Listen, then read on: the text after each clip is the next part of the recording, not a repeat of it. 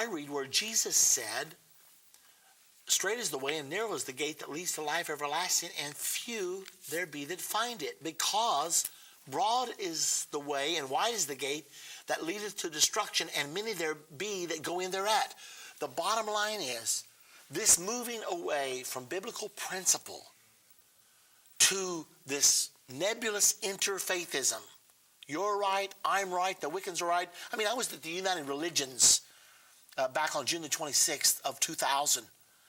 At the end of the meeting, our webmaster for Endtime was with me, Dan Barkley, and he wanted to go up and see what was being done because the entire proceedings were being webcast.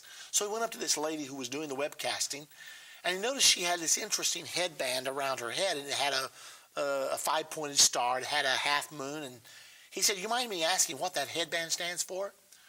She said, "No, I'm a Wiccan high priestess." And she began to tell him what all these symbols stood for. So here, the United Religions that's supposed to save us from war and is the sister organization to the United Nations, their webcaster is a witch. Is an earth worshiper, certainly not someone who acknowledges Jesus Christ as Lord and Savior. And when you start centering your entire belief system around that, it's not going to solve world peace. It's not going to be the answer. Now let's make sure we understand what's going on behind the scenes. Ted Turner, honorary chairperson for this meeting on August 28th through 31. Who was the chairman at this meeting? None other than Marie Strong. Now Marie Strong was the chairperson of the Earth Summit at Rio de Janeiro in 1992, and he recently co-authored the Earth Charter with Mikhail Gorbachev, and he's the chairperson. He just happens to own a New Age ranch in Colorado, a 10,000-acre New Age ranch. On this ranch, there's a Zen Buddhist temple. There's a Temple of Understanding.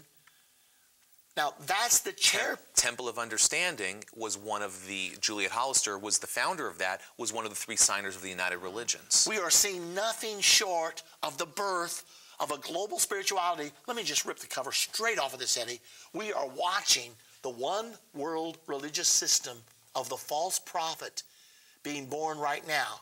Now, when the Roman Catholic Church issued its catechism saying that Muslims are saved because they worship one God, then you can carry that to the next level. You can start bringing in all these other people. As long as they worship one God, whether you call him Allah, whether you call him Brahma, whether you call him Baal, why not? It's another name for the same God. Ladies and gentlemen, that is the most extreme heresy. The revelation that will save all of us is that there is one God. Jesus Christ was that one God manifest in the flesh. And that's the reason Jesus said, all who have come before me are thieves and robbers. They are imposters. Outside of me, there is no salvation. And so it's so critical in this day, this hodgepodge of confusion. Now, you're flying into the teeth of it right now. We are right now moving into the pulling of the strings together. One world religion, one world economic system. It is now occurring at the highest levels. It's now at the United Nations, August 28 through 31. The religious leaders signed the Declaration for Peace.